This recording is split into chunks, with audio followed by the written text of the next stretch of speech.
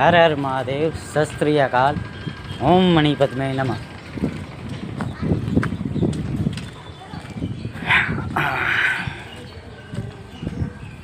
ગૌ માતા છે તો ગૌ માતાની અંદર 33 કરોડ દેવતાઓનો વાસ રહેલો છે.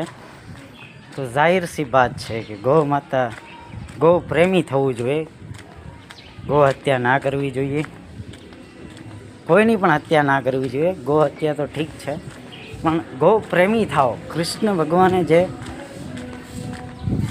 પોતાના માટે કર્યું, જગત માટે કર્યું, એવી રીતના તમે તમારા પરિવાર માટે કરો, જગત માટે કરો. કારણ કે તમે જગતનું મીઠું છો. જગતનું મીઠું બેસ્વાદ થયું તો કંઈ કામનું નથી ને ભાઈ. એટલે જે લોકોનું એવું માનવું છે કે ભાઈ આ બધા શાસ્ત્ર ખોટા છે, તો એ વસ્તુ ખોટી પડે છે ભાઈ. અંકશાસ્ત્ર પણ સાચું છે, જ્યોતિષ શાસ્ત્ર પણ સાચું છે, રત્નશાસ્ત્ર પણ સાચું છે, સામુદ્રિક શાસ્ત્ર પણ સાચું છે. બધા શાસ્ત્રો સાચા છે. વિચાર માણસોના અલગ અલગ હોય છે, એના કારણે એવું થાય છે. બાકી બધા શાસ્ત્રો સાચા છે,